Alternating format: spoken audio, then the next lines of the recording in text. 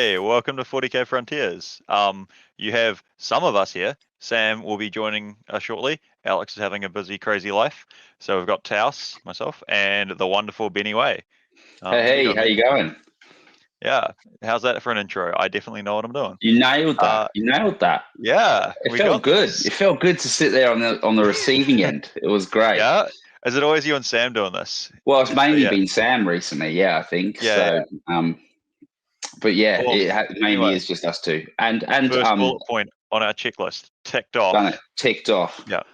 So, well, should we talk about, just before we get into some juicy stuff, let's just do some little plugs. So obviously we're part of the Best in Tabletop Network, bringing you all types of shows and BitRep. So BitReps, which is like battle reports. So if you want access to the members only area of YouTube for additional behind the scenes content, join the YouTube premium area of the Best in Tabletop Network. So that's at www.youtube.com/C/best in tabletop. That'll give you access to any of the additional content that is done by some of the podcasts on the network, and like I just mentioned, the bit reps, which are like shortened battle reports, which are fantastic, and they the players actually commentate over the game after it's happened. Highly recommend. You can also get access to the Discord, which is the Best in Tabletop Discord, which is filled with lovely people, great players. Not always competitive, a lot of hobby-based stuff, and it's just a great community. Come and be a part of it. So you can get into that Discord either through the Patreon, which is like some combination of Patreon and .com and / and Best in Tabletop. A lot of slashes, I imagine. Yeah. There's no /C/ that's the YouTube one. But also through YouTube, there's a tier of subscription there where you can join the Patreon join the Discord for an extra $5. Yeah, plug's done. We've so all the way to bullet point 4. We're set. That's right. And one good thing to note is that we have a lot of great people on those in the community there, over there and overseas. There's a lot of people from all parts of the world, so it doesn't matter where you're from. That's how we all met and stuff, was on that Discord. So yeah, it's just a great place to be. Yeah, definitely. All right, so we've got a thing. We went to talk about what's happening in today's show. So today, the thing I know is going to happen is I'm going to recap some stuff on NZTC. Ben, you are going to talk about Krootcon?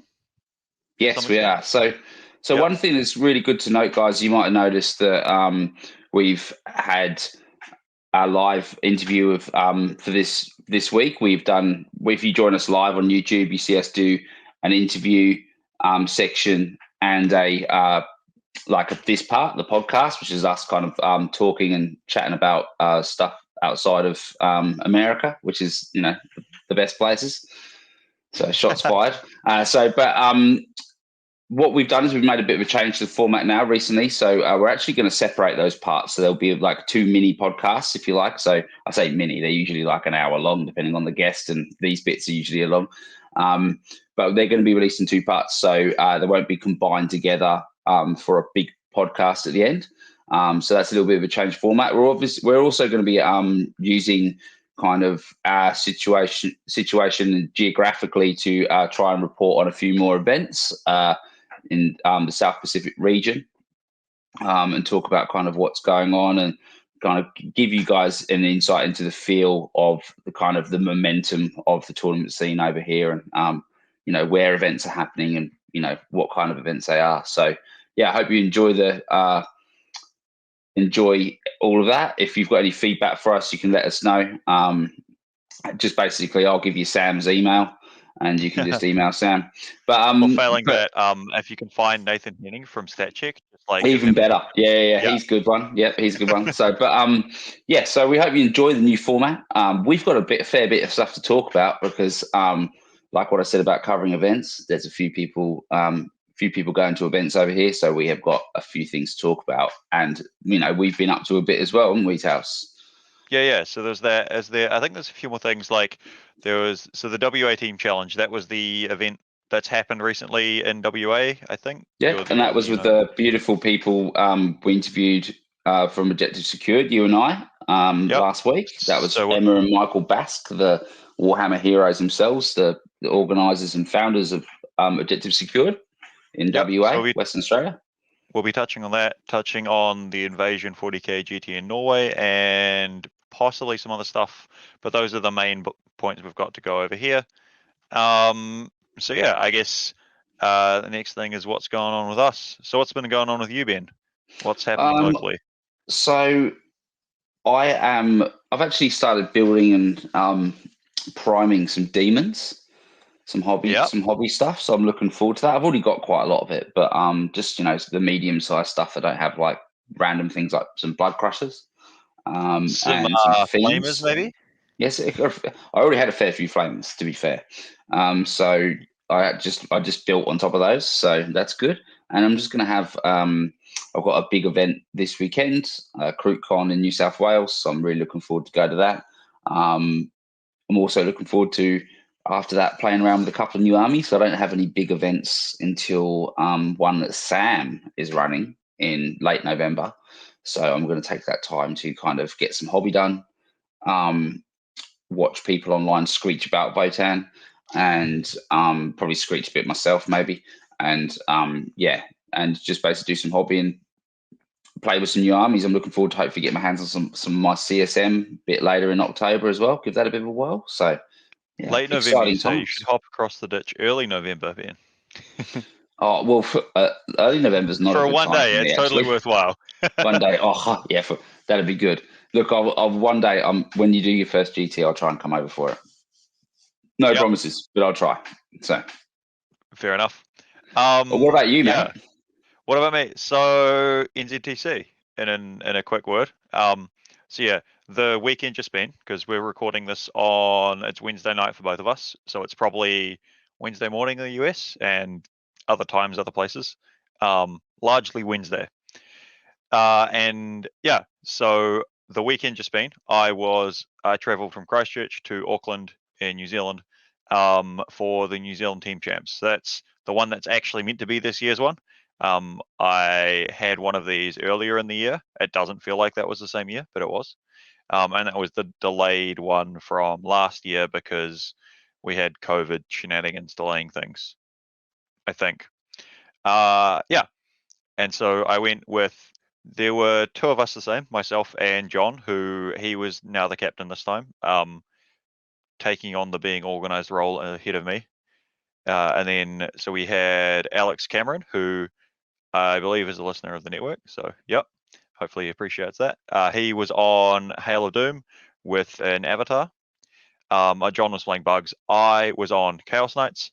We had our local bandwagon extraordinaire, Francis McLaughlin. He took the Crons, so like general good stuff. It was a single patrol plus like the Nightbringer and an auxiliary. So I really appreciated the detachment setup of like some destroyers, some wraiths, some tomb blades. So both choppy and the two versions of shooty destroyers. The king, obviously, that's a list. And finally, we had his buddy we had a merc from Auckland in Sterling Arnett, who was on Drukari. So yeah, because it was a bit short notice organising some of the things, and that's how we ended up with. And yeah, generally pretty solid set of lists and players. And yeah, so this event is this like New Zealand's? I reckon let's just talk about this now. We're on it. We might as well talk about it. And then hopefully if Sam joins us, we can just carry on from there. So New Zealand Team Championships, that is the team's event in New Zealand, right? Tell us a little bit about the event and kind of the prestige of it, because it's a pretty big deal over there, right? I think so. I mean, so it's run by the Kraken Wargaming lads. So great group of guys. I think they're ever increasing in the number of members, so I can't quite keep track of who all of them involved are. And so this is like, their premier teams event. I don't know if there's anything super official to make it the New Zealand teams event, but like, it is the biggest teams event in New Zealand. They've called it a New Zealand teams event. That's like, it's pretty fair. Teams from all over New Zealand went there.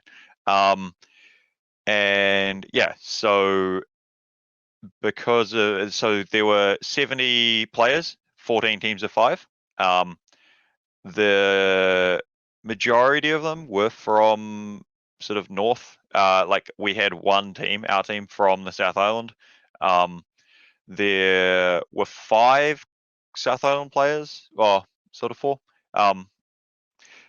split across a couple of teams, mostly ours. There was one, I think, contingent from Wellington, and then various contingents from some different places around the north, like from Tauranga, from Hamilton, Good spread.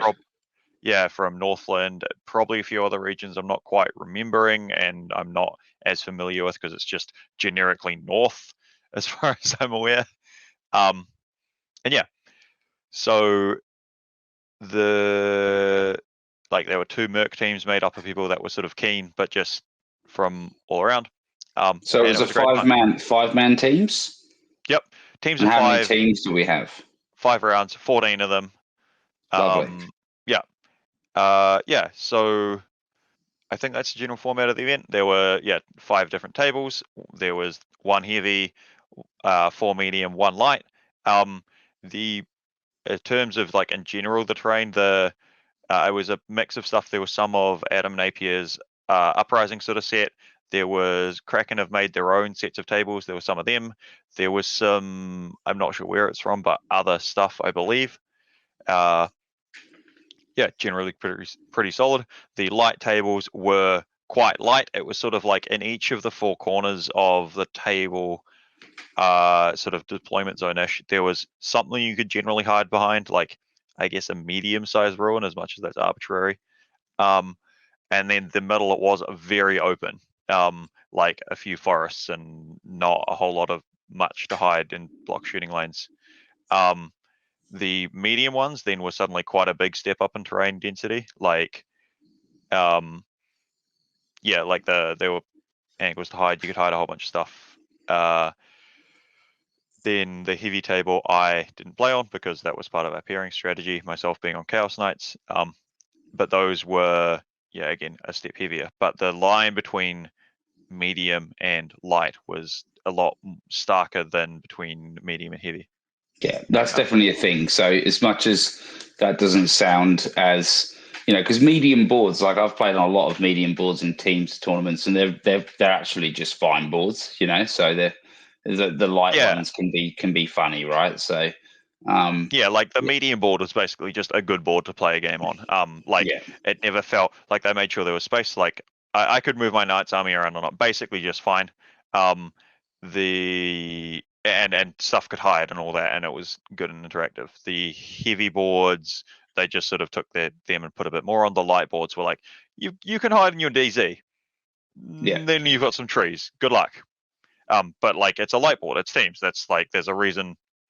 That's a deliberate choice. Yeah. So how did you personally go, and how did the team go in the end? I'll go with the team quickly because that's, I guess, overall. So the team, we went round-wise 4-1. So we lost our middle round against Kraken Wargaming. So that was who went on to eventually win. And I personally went. I'm going to say I went 5-0. The round against Kraken, I am down as having a 10-10, which Hayden Courage of Kraken Cast and also NZ40 Cabal, he made a very good point of saying, despite only just scraping a draw 10-10 with the recorded score, I was like, nah, it's still a draw. We worked out later, there was a mistake. He definitely lost. I want that on the record, so now it is. But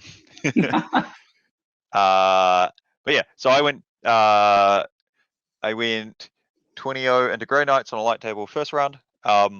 I went 15-5 into Clowns there were like 9 troop units, I think, 7-ish boats and a unit of bikes and a solitaire. I went 11-9 into 9 boat Clowns. Then 20-0'd heavy scarabs with 1 Catan Necrons, and 18-2 against similar like heavy scarabs Necrons with the Void Dragon and the Nightbringer. Both of them have the king, obviously. Yeah. So that was my run through the event. So those were generally all reasonable pairings. Like the two Harlequins ones, I'm favoured, but it's tough, and they were definitely like very mentally taxing to some extent by comparison, because they're a much more thinky, tricksy faction to play against, but in comparison to like the army matchup advantage I had in the other three. Lovely opponents in all of them. Yeah, is that a good rundown of that quickly, Ben? That's great. So, well, that's good. You came second overall, right? Is that right? Yep, there is. Again? If for any people watching, I can't work out how to point. There, a lovely Kraken Wargaming trophy. Nice. So yeah, that yep.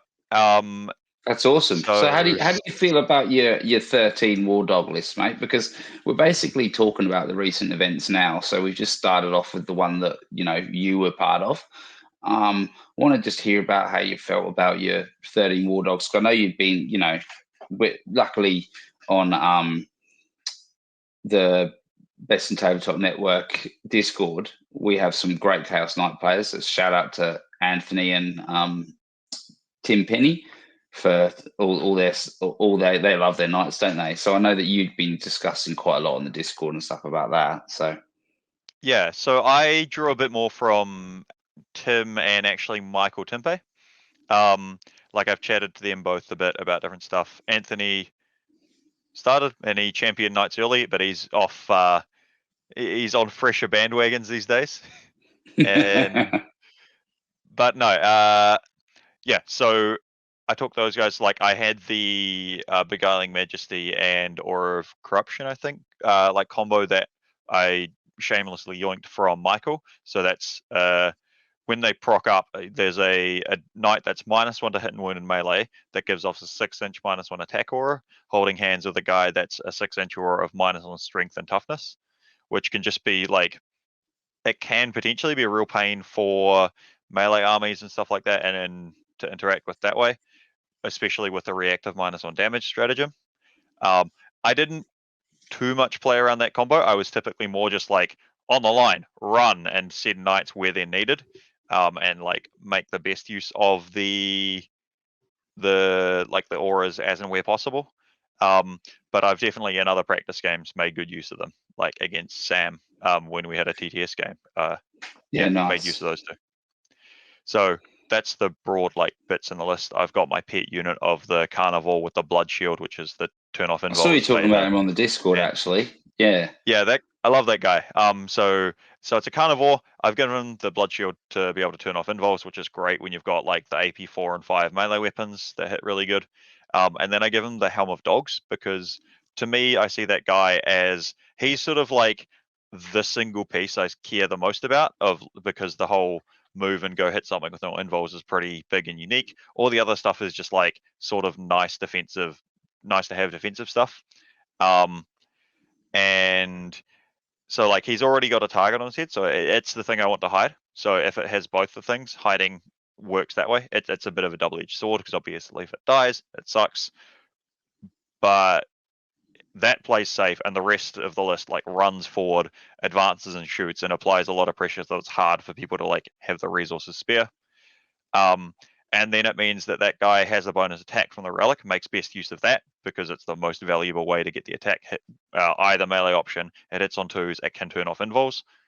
It's just the best way to get that attack. And he then has like the reroll 1's consistency to wound. And while trying to hide, can, if available, provide the rerolls or for the army. So Very so nice. the quick rundown of the list: 3 Carnivores with they could all heroic because there were 2 characters drawing from the Polish double super heavy detachment tech. The 3rd Carnivore had the Slanesh fight first heroic favor. I had a single executioner at the back holding the Mirror of Fates to steal CB from opponents on a 5-up, or I get one. The rest of the list was 9 Stalkers, all of them with a claw, a chain cannon, and a stubber. So stubber being the cheap hat. Assault 12, 6 neg 2, 1 damage Gatling cannons, and D3 plus 3 damage big hitty claws. which terrified like all of the T3 sort of players. Like elves didn't want to face it. That's mostly elves. Oh, sisters were not keen. So like sisters and elves, which are like potentially strong tricksy lists, this sort of like goes cool. Like elves, you're -1 to hit. I don't care. I'm just going to advance at you, and so my assault penalty cancels any of your defensive shenanigans against clown boats. Right? It's like, oh no, I hit on 4s and I can't reroll to hit. My army doesn't have rerolls to hit because I don't have a big knight. I'm advancing. Good chat. That was some of it for teams, and it's like the list is 180 wounds of toughness 7 because I'm House Herpetrax, and it's 65 obsec bodies. There's like sort of a baseline of how badly that can do in teams if it runs at things. Potentially Tyranids could have been rough. Like I got demolished by John in a practice game. Yeah, so that's like the broad thing on the list. Yeah, nice. Yep. I like it. I like it, and it sounds like you had fun running it too. I did. It was deploying the army is just deeply satisfying to me, and like you and the joke complaint I always have is like I'm running at a line to deploy on. What's going on? But yeah, oh yeah, it's also like pretty solid into Scarab Necrons because like 4 wound Scarab bases, D3+3 melee weapons, or like the Gatling cannons against Gary on game 4 on Data Scry. I maxed no prisoners, bottom of 1. Because I hit all 3 Scarab bricks in melee with like 7, 8 knights total in melee, like hitting, activating, and then also like shot some wraiths with 3 damage autocannons, stuff like that. Nice. Yeah. Sounds great. Yeah, so that's a sort of thorough a gist of a I think list. that's great. I think they can just email you for coaching details when they need to. So that's absolutely fine. Yeah, I mean, I've had people like I had Lucas reach out on the Discord to me asking advice to take down Nick because Lucas has got the Chaos Knights and his buddy Nodge has both clowns and Necrons, so he was keen to hear some thoughts. So yeah, if you reach out, I'll. That's Nurgle Matthew in the chat saying he can verify that Tyranids are rough into the 13 War Dogs. So. Which is what I'd expect, to be honest. So maybe my favorite moment for the weekend was game 2 when I go up against James the Waddler Waddle on Team Tilted and Salty, and because he joked saying earlier, oh, he's just gonna bust someone to me, and like, oh, if we pair, he's gonna ask so many questions. He messaged me before the event because he was looking to maybe take it overseas or something like that, take the list. I might have changed. I couldn't make sense of his message. But yeah, I get to the table. I'm like, do you want me to run you through my list? And he's like, no, I've played it. I'm like, oh, what? You've played Chaos Knights before? Played into them? He's like, no, I've run your list. He says to me, like he yoinked my list from DUP between the list submission and the event. That was his only practice game he played, not with his own list, with mine, because he wanted to steal it and he couldn't be bothered trying to come up with his own list. He was just like, Task is good. He knows what he's doing. I'm going to take that list. Which was really, really funny. And we had a hilarious game. I gave him some of my tokens for Storm of Darkness that I never used, but I'd cut for him to take away afterwards. It was great. I'm pretty sure we exchanged best sports votes. I definitely told my captain to. I don't know if he voted for us. But yeah, excellent event. That's my favorite moment. Yeah.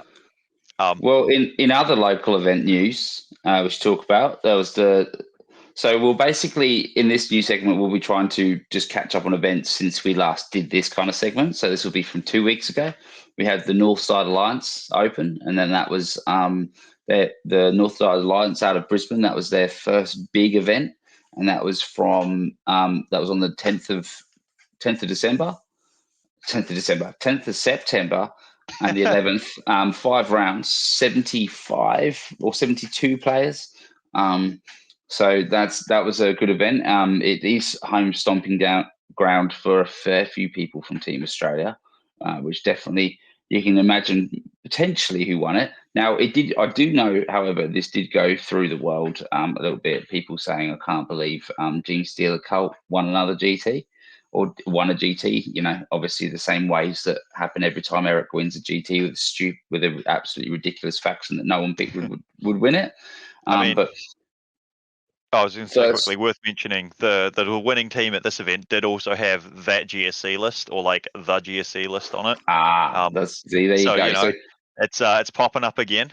So I'd love to point something out here. Like, I've had a report from a couple of mates that actually like the recasts, a couple of recasters and GW and any other site in Australia in this region, that you can't actually buy Atalan Jackals because they're all sold out everywhere.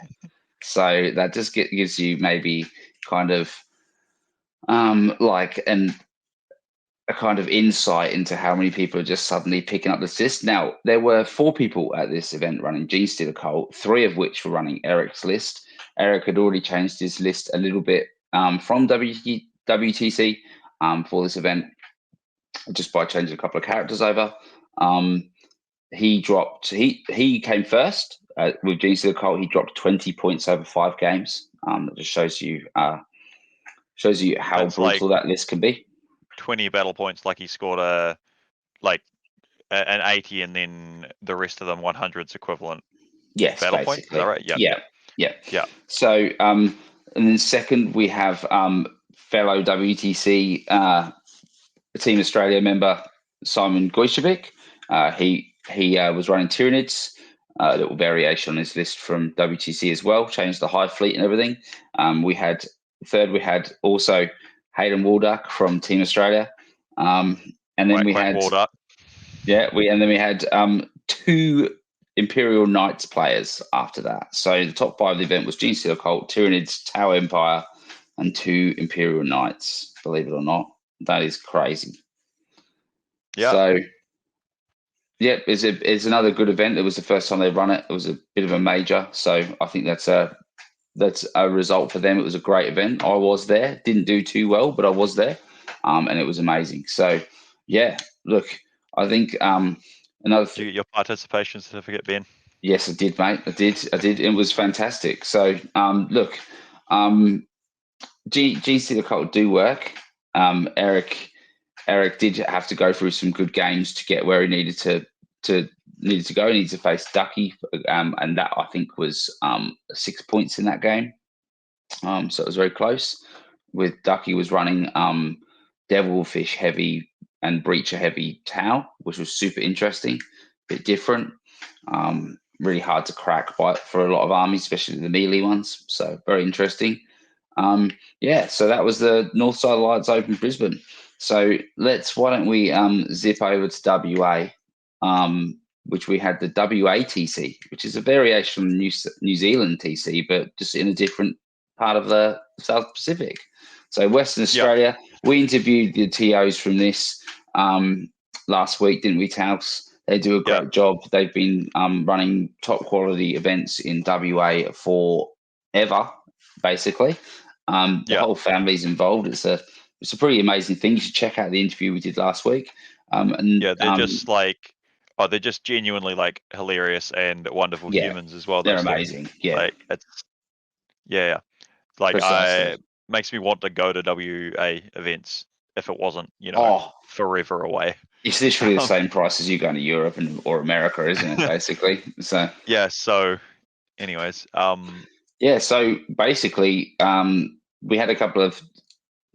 We had the coach. I think it was the coach, one of the coaches from and former captain and player for Team Australia, Pete Patel, was the captain of one of the teams, and he also had Liam Hackett from the Normal Blokes. I hear that guy's all right at 40k. He goes pretty good. And he was over there playing his Necron list, signing autographs, I imagine. People fangirling over him. Fantastic job, guys. They took out that event. That was a 6-man team event, which I think is super spicy. I'd love to see more of those around. Easier said than done from a TO's perspective, but yeah. Actually, Ben, is it worth going? Do you know how the pairings works for 6-man teams? Is it worth quickly touching on that? So the pairings, like the match pairings. Yeah, is it worth going over that quickly, or should we just keep on tracking with the episode? Well, I imagine it's just I don't know if it's Like, do you mean the pairings for the event, or the pairings the team do for the matchups? The broad I've probably been hammered on, but like, you know, in a teams event, right? Like there's a pairings process. Do you know how it works, like the flow chart to go through for 6-man teams? I do not. Okay, well, let's not do that because we don't know how the 6-man teams work, I should so have we can't contrast. read the players pack for it, but I do think it's really interesting because obviously the more granularity you can add to a team's event, the better that team's event is, because the more important that process is. Hence why 8-man teams is like the golden standard. So anything closer to that is great. So, but yeah, so that was really good. You should check out that interview if you want to hear a bit more about the prep they do for it every year. Yeah, and that was taken out by I can't remember what team are they part of over there. I can't remember what team they're part of. Pete, stuff like that. I was busy with my own team's event, dude, and I don't even remember everything in that. Well, they did. Sorry, what were you going to say? Sorry. No. That was my bit. I just like I that's all mostly Don't remember stress. my own thing. All right, Sam will be on soon. I'm sure he'll knock this bit out of the park. But yeah. Yeah, I mean, so I imagine I'd have to read the players pack of the pairings process, but I imagine it just adds another.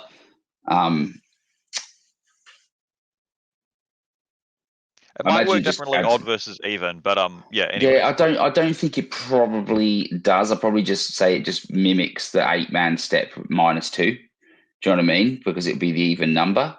So that's fair. I don't know the 8-man. Yeah, I would say that. We've started on an unhelpful conversation path. Yeah, so I'll tell you what would be interesting to find out, because I imagine it'd be interesting to see what the table flow was like. So if they do 1 and 4 still is probably the go for lights, heavy, and mediums. So pretty interesting. Yeah, true. Interesting stuff. Yeah. So yeah. All right. So we've touched on WA, Northern Alliance. We have more events that we need to touch on. Was Sam going to be going over the Norway GT? Ben, do you have notes on that one? No, so we don't have any notes. We do have the places, and who placed. So we could circle back a little bit as well. I could probably go on a bit more about the NZTC if we want to wait for Sam. Should we do that? Well, that's okay. Look, I think that Sam's out enjoying himself at dinner with his wife. So he said 5 minutes. And he did he? I haven't been looking at my phone, mate. That's why I'm alluding to this, Ben. Well, why don't we just before Sam comes in, why don't we talk about the fact that if you want to hear more about the WATC, the normal blokes actually, and we'll plug those guys because they're legends. Yeah. They did a pretty cool recap on it with the team. I think it's mainly with Pete and Liam, but I haven't listened to it yet myself, but I will be turning that on tomorrow. So maybe check that out. Yeah, because this is like Pete, Captain Redbeard Patel, right? From last ETC. Yeah. Yes. So I think he's been captain twice, or he's been captain once, and they came third, I think. But he's played for the country many times. Yeah. No, Pete is hilarious to listen to. If his last appearance before this one on the Normal Blokes is anything to go by, I genuinely have the episode. It's one of a handful of episodes I've gone and downloaded past feeds and will sometimes listen to just because they're so funny. So no, I can't wait to listen to that myself as well. He's an absolute champion. Yeah. No, and then the Normal Blokes are great. They are really knowledgeable and fantastic players, obviously, as evidenced by Team Aussie at the WTC. So yeah.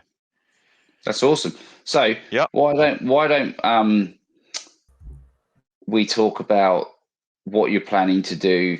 So you say you don't have any more events coming up, right? Correct. So I am not signed up for any more events. Nice. Until Adelaide, I think. Oh, that's exciting. Except for the one I'm TOing. There are some I probably could TO for. Sign up for. But yeah. That's exciting. I'm looking forward to playing a bit of chaos. I'm looking forward to getting amongst it. It's going to be good. So how did you feel? So this morning, let's put it into context. Let's not get too deep down this rabbit hole, but it'd be good to be cut off by Sam. But This morning, it was announced by Germany that they're not going to do the Votan Codex in their tournaments until they said it got a nerf, not an FAQ. Right? Is that correct? Reddit's. Is that the I don't wording? know. I've seen the Reddit headlines of Yeah. Well, that's Germany always bans sensational, squats. isn't it? Yeah. I've seen Sensationalized. that, and I've heard through the Discord grapevine that it seems like that's just Oh, their here take he on is. the Look. WTC. No FAQ, no play. But so my personal view is I think the no FAQ, no play thing is kind of dumb. Reason being that if everybody takes that approach, what's going to happen? We're going to have like no FAQ, no play. So then there's going to be no play of a faction. So we can't form the FAQ. So we can't see if something needs to get nerfed. Like if that takes up whole widespread adoption, wholesale adoption, we're going to have more stuff done based on no data. That's like my take it to the slight extreme. I don't think it's a good idea. So it might be like you need to put up with it, or maybe maybe TOs need to just be like, yeah, we're going to allow these people, but we're going to put in a point scale. It's difficult. It's a slippery slope. Obviously, it would be ideal if GDub could just get things right the first time, but obviously, like, it won't happen. I don't think it's even realistic to expect that to happen.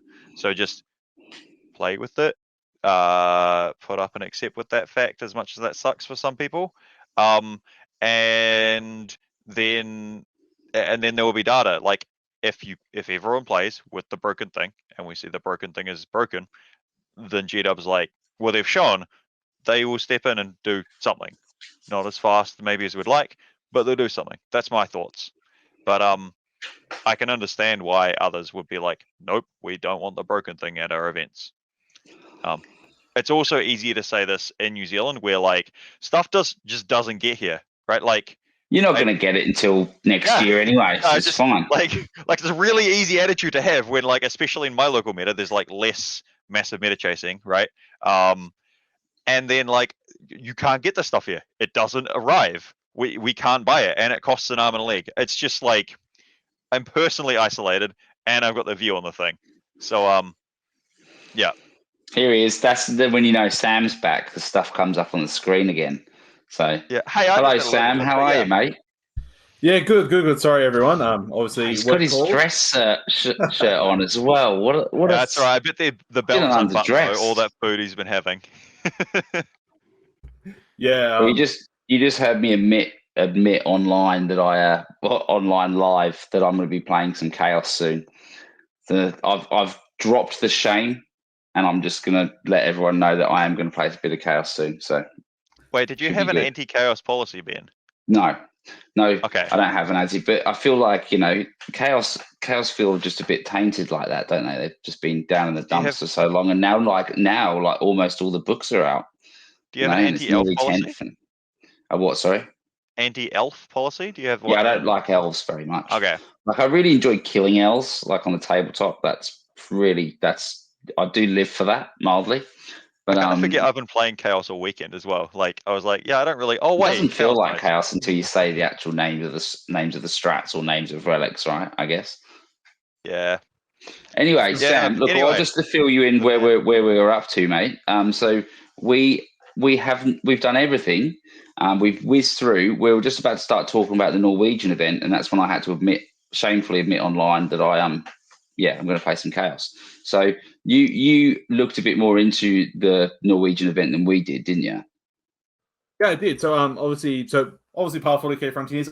Obviously, would love to highlight also our homegrown nations in Australia and New Zealand, but it's about the frontiers. It's about everywhere else in the world. There is actually a world outside of Australia and New Zealand, and don't just Americans. There is a world outside America. Fun fact. So Tausi goes, sometimes. But there was a Norwegian event over the weekend, and I think one of the biggest events over the weekend, funnily enough. So Tomek, the great one from Contact Lost, did an interview with the winner. So I'm not going to try and announce his name on the first name. Apologies. It's a Norwegian name, and one of the members of the Norway WTC team, and he talked about his list of Necrons, and it was a big event. I think it was 70 players from memory. But if everyone wants to listen to that one, there's a link in the description down below if you'd love to hear about some other events. So interesting when how to do things. So it's a bit of a hybrid of WTC terrain and what they just have laying around. And it was funny. I guess a bit of par for the course. Norway, it's very hard to get to, and people have to fly from destination to destination, even though it's maybe 150, 200 kilometers away, which is for our non-imperial users, like 66 miles to 130, 40 miles away. There was people flying from place to place, so it's not the easiest place to get to, and all the communities are very distant, and they all came together for this event. So something to highlight. So congrats to all the people there. No, Colt Mechanicus came fourth, so good for them. And then if you want to listen to more of that, I highly recommend listening to Tomek and the winner of the event on Contact Lost, a great podcast. And they've been doing amazing coverage right now about the LGT. So if you want to hear about the LGT and some of the people attending, it's fantastic. Must listen to. So, yeah. Yeah. No, it's definitely shout out to them as well as the normal blokes. Like, I come back and I'm like, oh, there's all these episodes from all of the people. I got so much to listen through. There's a lot. It's the opposite of a problem. Yes. Yeah. So, yeah. So cool. So Sam, we skipped this bit as well. How have you been? What have you been up to locally other than just eating food? Just casually perusing the Canberra and dining scene, you know. That's it. On a One step at weeknight. time. No, what have I been up to? It's been hectic. It's just since this last podcast, life's just been one thing after the other, after the other. But we're getting there. We are getting there. And I have my first event, funnily enough, in a very long time. So I think it's my first tournament attended since May, actually, funnily enough, like a first proper. Yeah, that's actually my first event since May. So it's been a long time. I'm really looking forward to it. So got Krootcon this weekend. So I think we're about to talk about it. Woohoo! Benny's excited. We are. Let's talk about it. Let's do it. First 40K event, right, Sam? The wedding counts. The wedding does count. That it was an event, and a very significant event at that. Hopefully the wife never listens back to this. It was a significant life event. It was a celebration. I've got you. I got you covered. There we go. So Krootcon this weekend's my first, I think, 40K event in a long time. I guess, wow. I didn't realize. Hell yeah. Because every other event since I've just TO'd basically, and I've been making the odd RTT. And then the weekend afterwards, we got VTC. But let's talk about Krootcon. So for Krootcon, we have 70 players, and it's a 6-round event in New South Wales, and it's being hosted by the great one, the Greek Alex, the man, the myth, the legend himself. So he's been hosting some 2 days here in New South Wales around the Sydney region, for people who don't know, so like southeast coast. And this is his first 6-round event and like a big two-dayer. And look, what a great name. I mean, Kroot hype indeed, Nurgle Matt. So it's Krootcon. So 70 players across New South Wales. And I'll get this chart on the screen here shortly for you guys to give a bit of a breakdown for factions. But Benny, you're going to the event as well. So tell us about it. What do you think? So it's Alex's first time running an event. So this is the first Krootcon, first of many. He hopes and we hope. My crew down under 40K, we're helping him out with a bit of terrain, taking it down there. So I'm actually got the car ready to start loading some up tomorrow. So I'm really excited for that. But we've got a 6-round event, which is like nice to have a cheeky little 6-rounder in New South Wales. Don't get many of them. Like, it'd be funny because they're slowly changing in Australia, but it hasn't changed quite yet. But we're hoping to tip the scales a bit over here in New South Wales. So that's exciting. It's nice and local for me. Sydney for me is like a 2.5 hour drive, so it's nothing. So looking forward to catching a heap of the guys. Like Sam's going. I haven't seen Sam in the flesh since May, so I'm looking forward to that. That'd be exciting. And just look, New South Wales events for me, because it's home turf, is just like going around and playing 40K with like 70 of your mates. So it's brilliant. So I'm looking forward to it. For me, it's going to be my last event until Sam's one, which is in a couple of months' time. And then there'll be New South Wales Masters that I'll probably be running and potentially playing in as well. So that'd be pretty exciting. So and then that's done until Exterminatus in January, and then we've got Big Uprising. So, but what's interesting about Krootcon is the faction spread. Now, we all thought we were going to see a lot of Necrons. 9 was at the high end of my expectation. What about you, Sam? Sam, mate, you muted. Who gets? We're There getting we there. go. I got there. Apologies, everyone. So yeah, on screen, everyone, so you have to see the faction breakdown done by the TO, our lovely Greek man Alex. So we got 9 Necrons, 8 Tyranids, and yeah, I think so. Heading into the event, look, I think you always have to expect sort of Necrons, your Tyranids, your sisters. And funny enough, I don't know, it must be New South Wales as well. We have so many knights, just all the knights, like knights and space marines, for whatever reason, just they're everywhere. And well, the faction data shows it with 5 Renegade Knights, and I think there's 4 Imperial Knights. So, I mean, of a 70-man event, almost or more than 10% of the field is Knights, which is pretty wild. So, yeah, I'd love to add something on that, Sammy. Is that I actually thought it was like a New South Wales thing, the Knights. And then I went to Northside Alliance Open that we literally just talked about in Brisbane, and there was just as many there. And I think it's almost like people have had knight armies for a while, but a lot of people have started them because of the new models like the Renegade Knights. And I think that's probably why in certain areas, certainly New South Wales, they seem a bit more popular. But it's almost like people have just been waiting for a reason to pick knights up, because then, they're not always going to win super majors and stuff like that, but you usually see them scoring pretty high in their wins. Like they can churn out some points, they can put up results, and they really cause a problem for a lot of armies. So it feels like all people needed was a half decent rule set to go out and get those knights to finish off an army or to start a new one. So that's what it feels like. So there's just so many of them everywhere. Just to weigh in a bit with another down under perspective, because like the Kraken guys in New Zealand reporting on our scene say that New Zealand always loves knights as well. So it could just be that knights are comparatively cheap to collect. Like that's shamelessly why I have them. They were cheaper for me when I was a student, and Warhammer's expensive. So like that's maybe just a simple reason for it as well. But yeah, so they are, if you consider both knights together, they are as popular as Necrons at this event. And then as stated, Tyranids, we got 6 out of, so just under 10% Marines. Then what do we got? Tower, Custodes, Drukhari, Sisters, Orcs, Elves, CSM, Demons, Guard, Thousand Sons, Grey Knights, and weird other elves. That's like the gist of the faction rundown, in decreasing order if people are interested. Back to Sam. Yeah, so it's interesting. Obviously, with Knights, and I think it's a pretty good state right now, especially Imperial Knights. Like, obviously, you have your Tyrannus Mortal Wounds builds, and so from the event, also the North Side Alliance in the chat, Will Milton, shout out to him.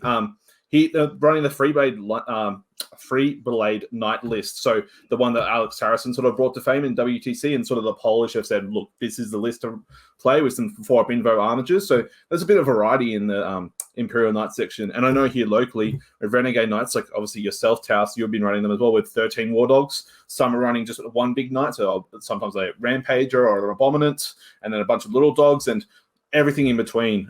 Generally Herbitrax for the extra wounds. So it's popular. So, and I know people are very excited about the new models. And look, I think about part of Australian culture, as sad as it is sinking beers and drinking some piss. And look, I think the Knight Army is almost perfect for that. So I think it adds to it. It's a nice, good game. It's nice and quick. Don't have to think too much. Just make your opponent roll some dread tests. It couldn't be me. It couldn't be me. Yeah, there's definitely as much as people like to rag on them, no, like there is some variety in the different knights, right? Like the Chaos Knights they've got there, they end up being a bit more like punch you in the face and favor having more of the little guys. Although they can, and they've got like a shooty household build and the extra wounds one, and Imperial with the at least a couple different flavors of free blade, and then just efficient Tyrannus stuff. So and you don't have to be trolling BCP all weekend just to follow the event either. So it's actually being live streamed by a local Canberran content creator by Scotty D49. So a link to which his Twitch will be in the chat. So he'll be streaming all 6 rounds. And so generally he picks like a bunch of various games round 1 and the top tables on the Sunday. So I'll be sure to share that in the description down below and sharing on Discords where possible. So good to shout out also other content creators and people who are producing and sharing the hobby globally. He's a top guy, Scotty. Any surprises for you in this, Sam? I'd like to start with Harlequins. Like, why is there only one Harlequins player? Like, it's just I know there's people I know that are going to this event who run Harlequins at a high level. Do you know what I mean? Who've chosen not to take them. Yeah, it's funny. Like obviously when you see Harleys and like, look, the Drew Curry's at 4 players. Like I thought Drew was dead. Like what's going on? So yeah, only seeing 1 Harleys and 1 Inari. It's interesting. I think there's actually 2 Inari. I think there was like a late additional swap, but I'm surprised. Yeah, 1 Harlequins is weird. Maybe people just getting the chance to paint all their void patterns, all the diamond patterns on their little troops. They airbrush the 9 void weavers, and they're like, can't be Pull the other one, mate. No one does. No one does that. No one will do that. I think the Harlequin player that I spoke to, he said that he like the Harlequins.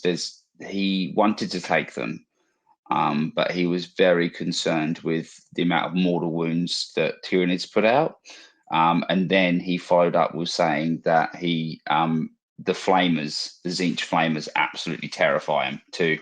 And he didn't need that kind of stress in his life. And then he said, I would have been fine. I would have been fine if Chaos Demons weren't a thing. Like, because obviously, I would have been fine if I know there's only going to be 4 Demons players. But I do know that Chaos player there is also got 15 Flamers in there as well. So,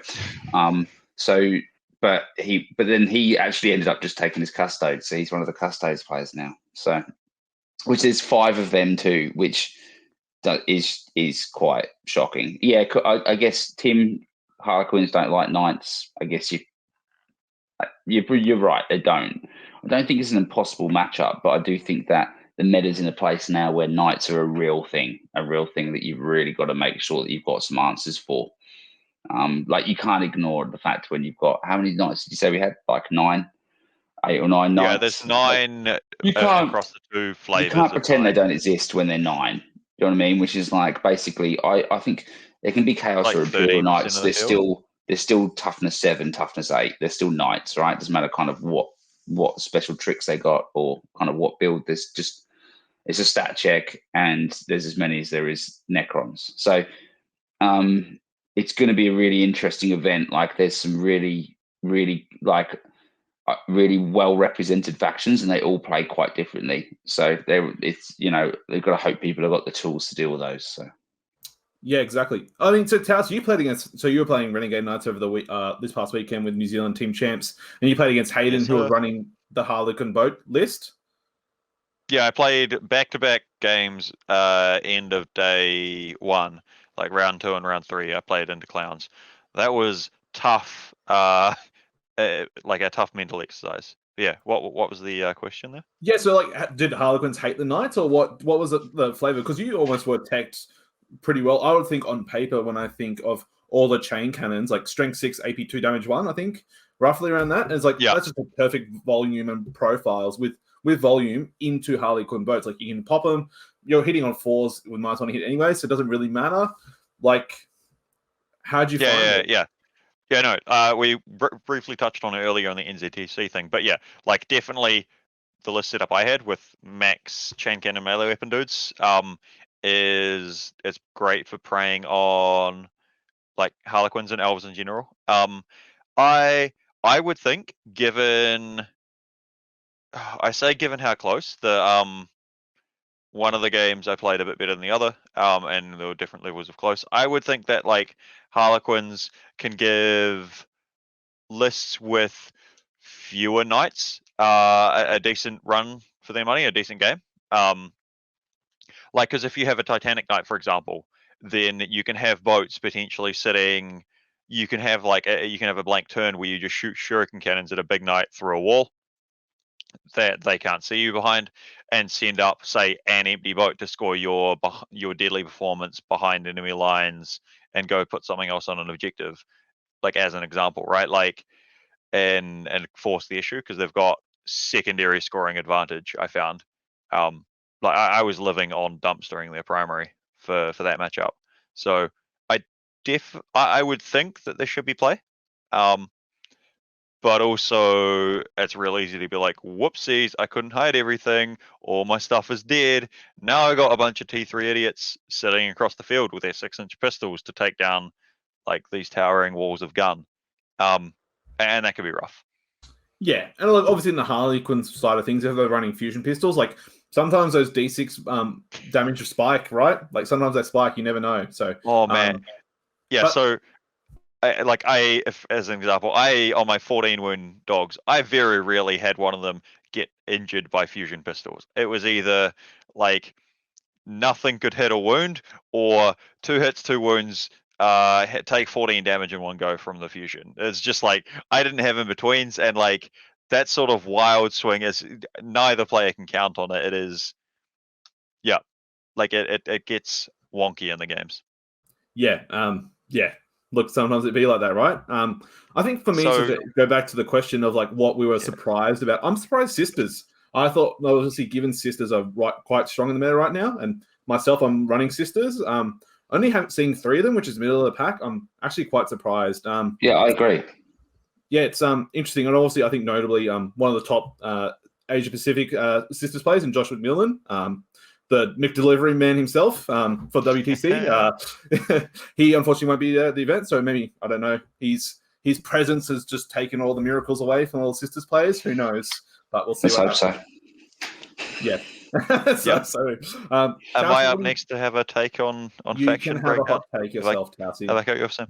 I reckon the elf distribution. So it's a little bit like a Harlequins thing, but the elf distribution in general is whack over here.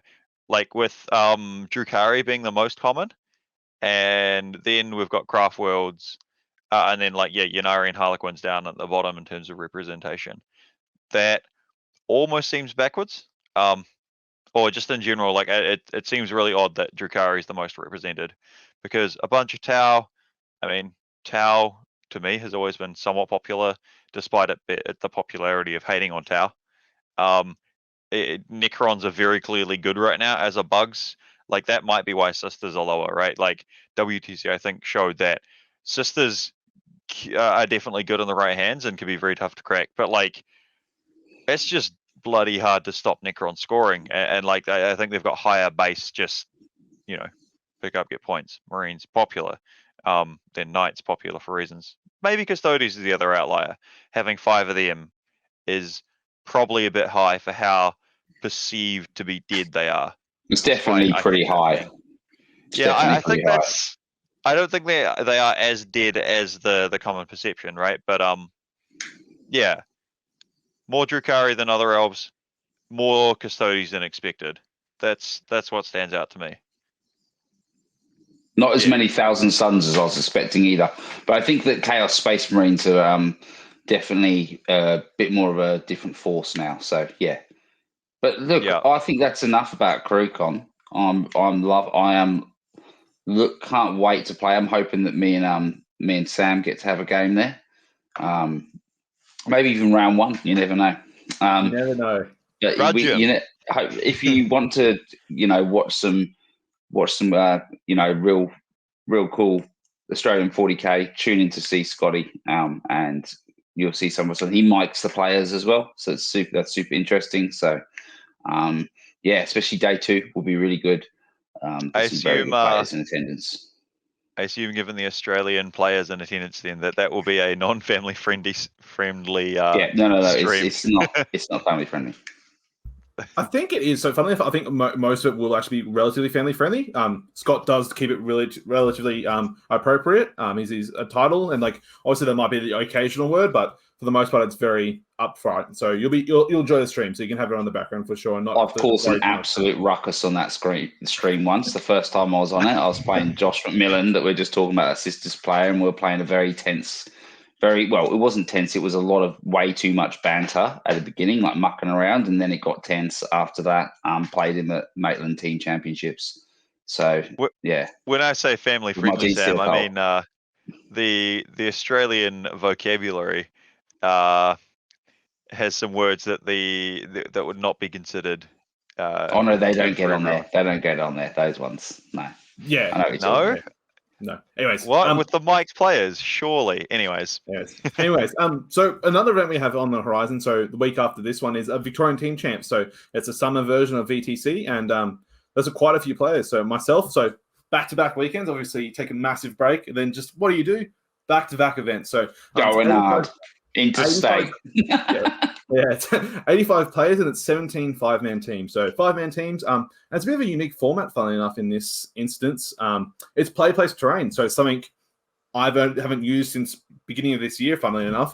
We really don't do play place terrain here. And it's a bit of a unique take in that it's a blend of what was the Uprising terrain, so done by Adam Napier and his crew, and the WTC set. So there's majority is that Uprising sort of stuff, and it's play placed all in your half and stuff like that. And then some big L-shaped ruins like the WTC set. So there's a light table, 3 mediums, and a heavy. And they're all actually, funnily enough, relatively similar. Like there's some big, like the heavier ones. Like I played 3 games with the terrain set just to get some feels of things. And the light to heavy isn't as drastic as you think. It's like 1 or 2 extra pieces. And like obviously with the big enough terrain pieces, it does make a difference, but it's not as bad as you'd think.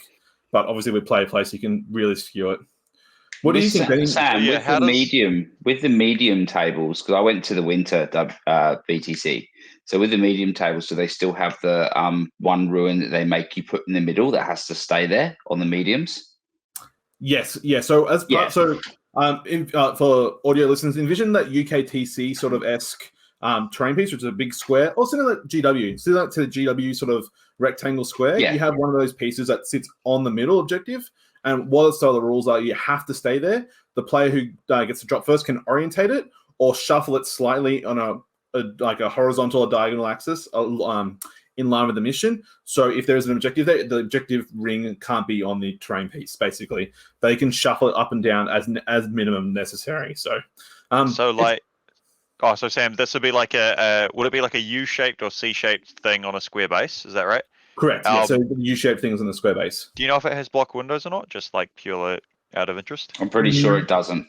Yes. Okay. Yeah, it does not. So then I don't know if they treat it. I don't know if they treat it as bottom floors blocks, but it certainly weren't blocks when I was there. Right. And so first drop gets to choose if it needs moving. They get to move it along sort of the neutral line halfway between each DZ. And they need to make sure that the base is not touching the actual marker, but it can be touching the control zone of the objective. Is that right? Sam's Correct. nodding. Correct. Cool. Alrighty.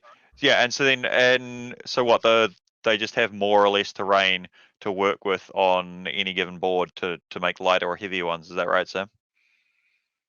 Yeah, correct. And the style of terrain changes. So on the heavier boards, you'll see there's more 3-story obscuring, like line of sight blocking stuff, and those bigger pieces. And on light tables, you have a bit of the smaller stuff, which is a bit easier you can touch on. So it's interesting. So definitely something to watch. And we highlight this event because some of the biggest names are going there. We got basically a lot of Team Australia going there. We've got Liam Hackett, got Jeremy Martino, Eric Lathuris, Hayden Warducks going.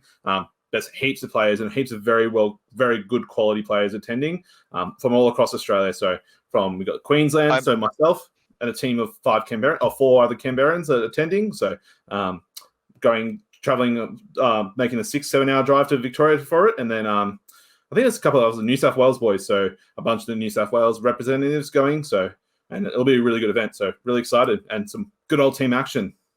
I'm pretty sure there's Kiwis going over for that one as well, right? Yes, and of course, I'd be lying for them to say the champs, the New Zealand team champs in Kraken Wargaming with a little mercenary in Adam Camilleri attending. And then the former champs, they've reverted back their old title. They were too salty. They've gone back on Fast and Furious, and then it's now Tilton and Salty are attending. So it's good to see some Kiwis coming over as well. Yeah. So this is the 2 teams that have won the NZTC. The 2 versions of them we've had this year. So sadly, the Christchurch team have come second at both of these events and aren't able to come across. But yeah, so because Kraken, I think they must have 4 of the 5 going, and they're teaming up with Vladimir Kamilinski. Is that right? It. Of Warhammer Undivided fame. Yeah, and no, so that'd be great. I suppose I owe those guys a caster curse, so I'm going to back Kraken. They've got this. That means they won't have this, and also there's the Aussies to contend with. But yeah, because I know all 3 of them handed our team the big caster curse before their own event. So be a good event either way. So it'll be good to cover, and we'll definitely be highlighting on the future episodes. And then last but not least, on the horizon, that same weekend, there's another big event in Australia. We got MOAB, so the mother of all battles in Sydney, New South Wales, so back-to-back weekends. And it's a 59-player event, so 59 players, 5-round event in Sydney.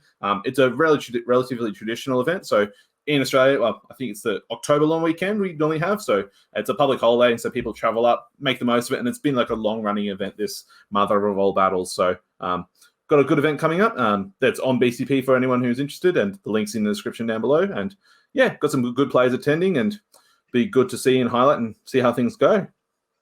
When do they need to change it to be called the grandmother of all battles, as they are, as it becomes a well-established event? Yeah. No, there we go. Next time, next one for sure. Yeah. All right. So, question time. Do some questions. Let's do it. Yeah. So I'll hop on the Discord and have a little cheeky look, because I know we had a couple in there. I know you've got some written down, Sam. If you want to start with those, I'll have a look on Discord. And just quickly, anyone in the chat, feel free to put questions in. Put what you want. Throw a maths question that these guys can panic about, and I'll cover if you want. That'd be funny. Or whatever you like. Get interacting. Hit the like button. Algorithm. Yeah. All right, go Sam. Take us away. Yeah, cool. So I think this question sort of obviously related to earlier on, and we got big old Will Milton, the good man himself, the Imperial Knight Master. So we recently saw a large cash prize incentive at the Northern Alliance Open. So I think it was 2K for the first prize player, who was Eric Lathuris. Do you think we should see more cash prize incentive events or not? Like, do you think this is a good philosophy and a good thing to have moving forward? Or do you think the good old traditional one of some army boxes or not too much cash prizes is the way of the future? Or should we keep it as is? Sorry, this was a question from Will Milton for us, yes, Sam? It was a question. It wasn't from Will. But yeah. Cool. Yeah. I mean, I kind of want to know now as well, because like cash prizes for me could be convenient to give out, and definitely one thought, right, is cash prizes are more universal than if you go to an event and potentially win vouchers from 2 different locations at the same event. I've had that happen. It's a bit like, well, cool. I've now got like enough for 1 box of things in New Zealand spread across 3 stores. All right. So there's at least the like universal benefit of that. But like the actual size of that cash prize is pretty considerable. So yeah, I think the backing behind the question is, so Magic the Gathering. So obviously it's a very professional circuit, competitive events, and you get some cash prizes for events going all the way through into the top 8 and stuff like that, and based upon how you place. The issues that can occur though with cash-based incentives are people, as sad as it is, are unsportsmanlike and can cheat. And when there is cash prizes on the line, there is maybe that incentive for more people to cheat, or when they see the bright shiny light of that big old check, look, people can be dishonest. And look, obviously 40K is not the perfect game in the sense that some rules need interpretation and things have to change, and it can lead to more dishonesty. I mean, I don't think there's ever been a perfect game of 40K ever played. So when there's cash prizes on the line, it can definitely be a bit more of a hindrance and can cause some issues. So that's definitely a discussion to be had. I like to think most people are very honest, and I don't really have any negative games of 40K. So I think for the most part, it's pretty fine. But I think once you get to a significant cash prize, like maybe the LVO, when it's like tens of thousands of dollars on the line, I mean, there may be an incentive for more people to cheat if they can be financially incentive and rewarded for it. What do you think, Benny? Did you find that at all? Like, did you find like maybe people are a bit more, I don't know, argy-bargy, or was it like, do you think there was that ethos heading into the event? No, not at all. I didn't think there was that at all. Look, I can't speak for 70 players, of course, but certainly didn't change my perspective on it. I don't expect to booty blast Eric Lathuris off top table and be taking that money home for myself. So that never even comes into my equation. I do think, however, that going off your point, I definitely think in the bigger scale tournaments, Sam, that you might see that at something like LBO or something like that. But I honestly think that, like, and I don't mean this in a truly negative way, I mean this in a very transparent way, is that I think the humans in 40K have proven themselves time and time again to not really need a cash prize to have to behave badly or cheat badly anyway. The fake internet points have been enough for that behavior as it is, or pride and just general competitiveness. I do, however, think that like in some circumstances, which some people aren't quite sensitive to as well, that some gaming clubs and stuff have taken the step to be officially, like in Australia, there's officially ones which are non-for-profit organisations, like businesses. And so when they do that, they actually have to like forcibly give their money out, out and like give it to pit players. Now, I do know that, for example, the Northside Lions are looking for this to be their kind of baby event, which grows into something which attracts, becomes Queensland, one of Queensland's bigger majors and attracts interstate players, and that's their dream. And I know that from a TO's perspective, giving out cash really suits that kind of efficiency. Like when Taos mentioned, oh, it'd be really convenient for me to give out. I do feel the same as well. But at the same time, like I understand that it can feel considerable when you're a non-for-profit organization, like some guys are. Giving out those cash prizes is almost like a must. Like it all has to be spent and has to go out to the players. And there's you can spend like loads of as much money as you can on terrain and stuff like that. But when you're doing tickets and venues and stuff, they want to be able to give something back to the players and stuff like that. So yeah, look, I don't think it really changes too much. I don't think we need to see more of it. I think that it's very much a TO's bias. If they want to do it, they don't want to. It's not something that I particularly do go too nuts for at my events. But I'm not. It's not because I'm against it. It's just because I try to value that money being put through a store. So, which I think we can all face it. Most of that money that gets won literally goes back into Warhammer anyway, so it kind of doesn't matter too much. So Just like my thoughts quickly on the thing. One of them is was a fun fact. When I went to go do I only fortunately needed 5 vouchers, but for Toy World, at least the local one to me, every single voucher needs to be like entered in the thing and like hand swiped individually. So even for stores, potentially that can be a problem. It probably depends on the store system. And then the I guess like concern I had was that I don't know if there's like any laws or anything like that you need to be worried about if you're running like a 4 cash prize competition.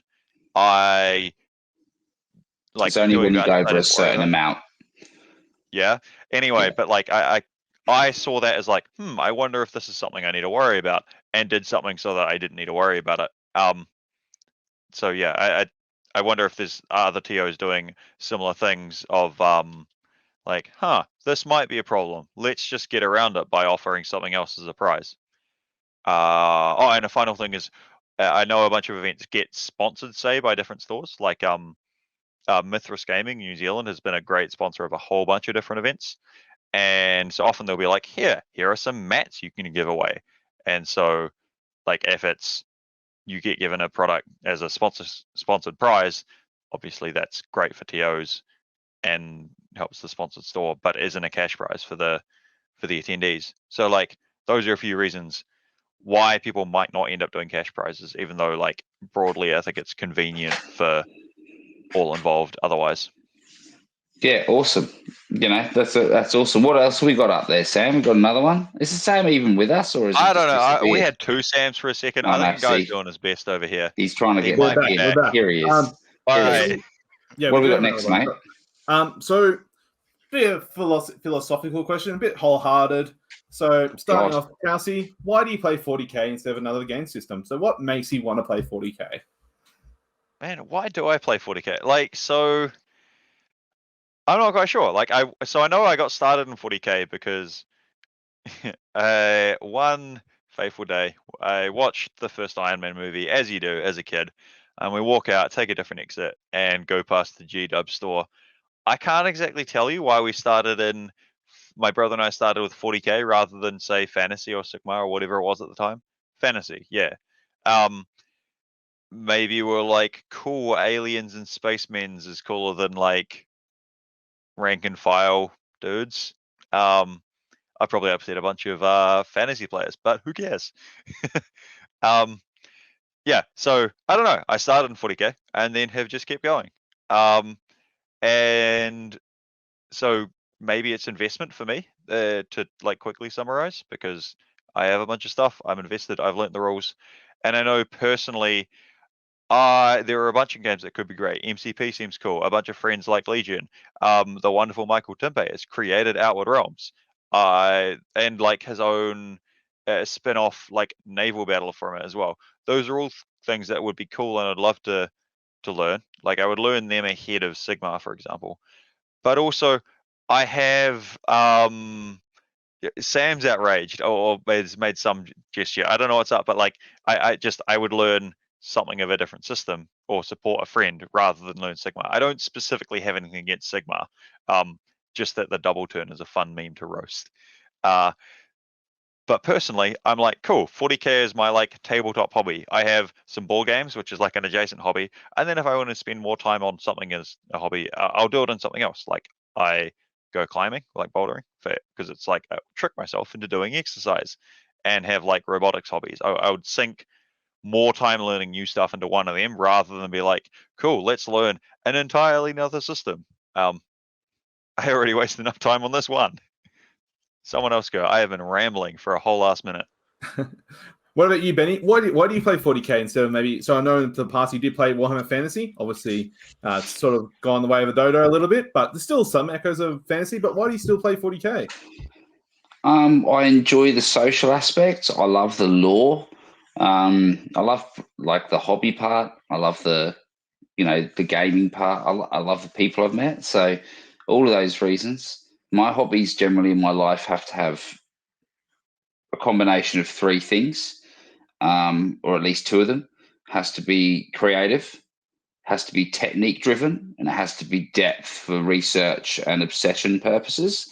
So they have to have all of those three things. And because there's so many facets to 40k, like I can delve into one if I'm bored of the other. So like for example, like when the meta's really bad, maybe the next couple of months, I'll get deep into the hobby, get the books out and stuff like that, and really get into that.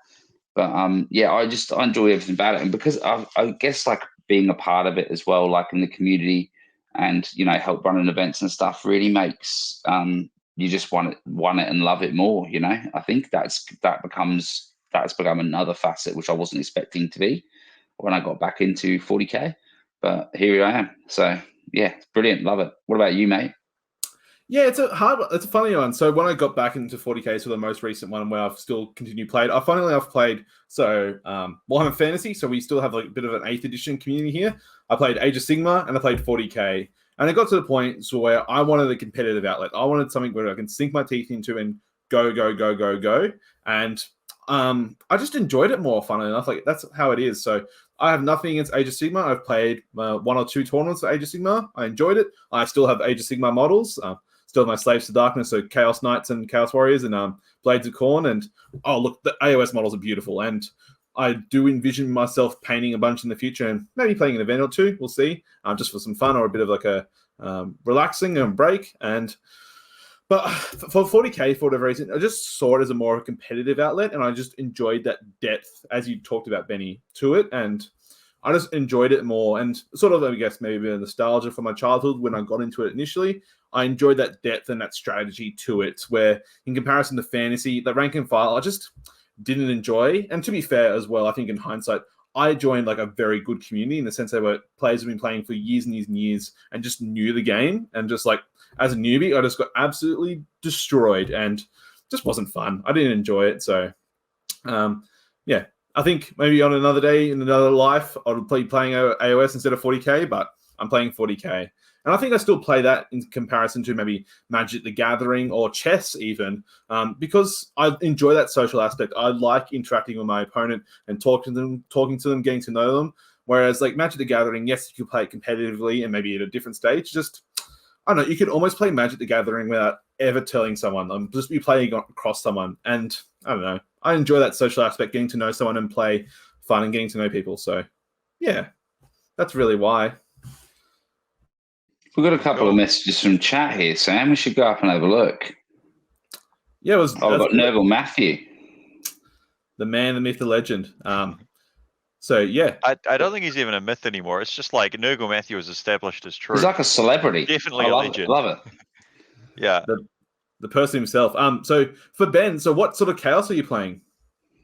I'm going to start with Emperor's Children. And that literally is from well, it's for two reasons, but I love Emperors. They're like my favorite legion in Horus Heresy. And if I were to start Horus Heresy, and I can't for the same reasons that Tal said, exactly the same reasons. I can't. I've got other things to put my time into rather than another game system, but that would be Emperor's Children 10 times over. And obviously, I love the whole fight phase stuff, and I love Noise Marines. It's all very cool. I'll play around with some word bearers too, because they're my second favorite legion, and just some other cool stuff. Really, like that's gonna be more of a fun faction for me. I will definitely take it to some events, but I'm probably more likely to take it to an RTT or a smaller GT rather than anything else. And demons, I just love all the demons. I've played demons previously. I've never had Chaos Space Marines, but I've played a lot of demons previously. It was mainly Nurgle as well. But keen to get into some Slanesh and some Khorne as well. Very keen for those two gods. Wait, so Ben, did you say word bearers or world eaters? But because either way, both of them I like, to be honest. But word bearers, those two alongside Emperor's Children, and then like Slanesh and Khorne, you're clearly a fight phase connoisseur. Yeah, I love it. So I just really love my I really love my world eaters too. But then that's like a whole other thing now, right? So that's exciting too. There's so much stuff to look forward to in the hobby, like as well. So it's only going to get better. So he actually asked you as well, Talsy. He wants you to remind him of the Warlord trait and relics for your knights. Yeah, I had it. I linked the DUP thing that has the whole list there. Oh, did you? But I've got but I can quickly do it. So I've got 9 Stalkers with Chain Cannon Claw. One of them in one squad is the Warlord, not a character, just for the conversion mission. One of them's got Beguiling Majesty. One of them's got that can be called Matthew on honor now. He has got the Nurgle Mark Aura of Corruption. Then there's a Carnivore with Khorne Collar of Brass and is a character of one of the super heavies. There's the other Khorne Carnivore with the Blood Shield and the Helm of Dogs. That's my only relic. I have no Warlord trait. I've got a third Carnivore with the Slanesh Heroic thing, Quicksilver Throne. And then the single Executioner Dreadblade of Ignores Cover, which is Warp Vision, I think. And that's in a super heavy auxiliary. You need 2 Carnivores, the Slanesh 1, Blood Shield 1, and then the unit of 3 that has the Warlord and 1 detachment to make it refund itself points-wise or something like that. But that's the list, Matt. Also, I picked this up and then gave the explanation, but like in terms of getting excited about hobby, I've acquired a king. King is which here. I'm showing on camera for those who can see it. I got it cheap on a trading page that didn't have menhirs, so I've also like made myself some menhirs at uni to be templates, and I'll make something nicer. So yeah, that's a slight tangent, but things to look forward to hobby wise, because that was, I think, in the past I thought that was relevant to a sentence. Very nice. Yeah. Beautiful. So some quick questions from Discord. So Ines A. Wilson on Twitter. Is a civilized world banning Votan 2? So clearly this isn't a question for you guys in Aussie. Ines, I don't think we're going to worry about it because we're just going to, like, it'll be fixed by the time it's available in New Zealand. So, yeah. Right, question's done. Next. No, we haven't banned Votan, but units aren't released, can't be played basically for most of Australia. Cool. The next question is we have from Tim the Sorcerer, the man, the myth, the legend himself. He asks, should we change team events to 6 players so pairings have a greater impact? What do you think, Benny? Ben, you're muted, mate. I think ideally, they should all be minimum 5 mans, but sometimes that's just not possible at a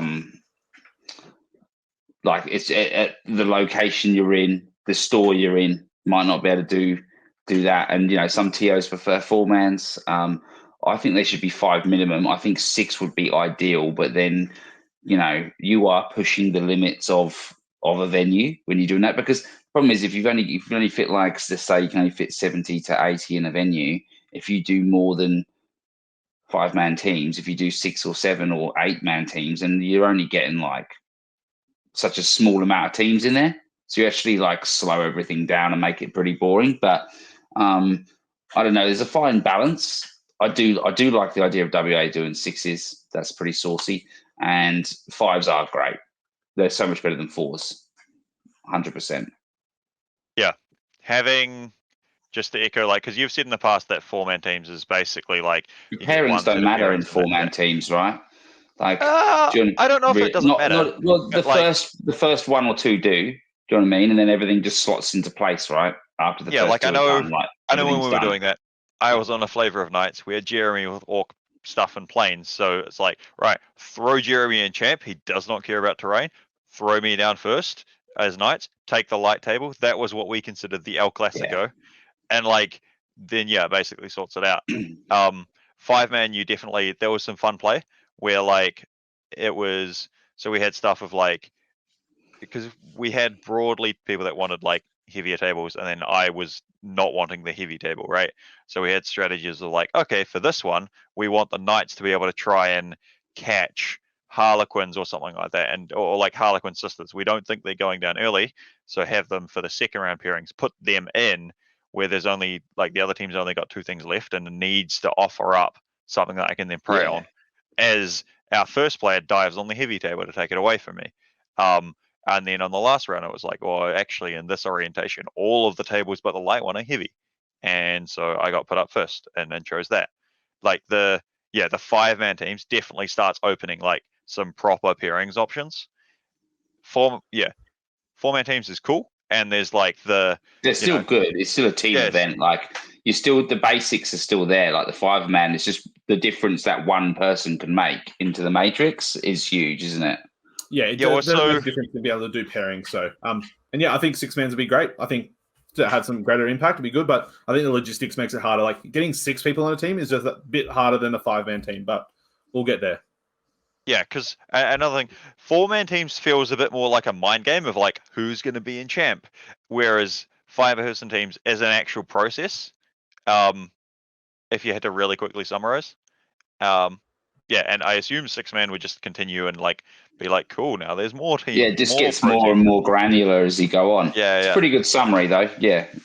And if you want to hear more about the 6-man team event or the process and why the Objective Secured team did it, listen to our former interview with Michael and Emma Busk of Objective Secured. They talk about why they did it for the Western Australia Team Challenge. So, unfortunately, that's it for everyone tonight. I really appreciate everyone joining in and listening. Hope you enjoyed it. If you have an event you want us to highlight, shoot us a message and we'll definitely do our best to highlight it. And until next time, have a good one, everybody.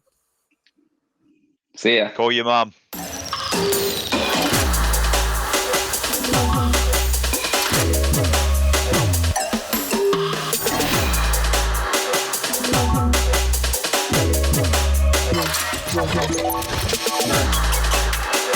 No.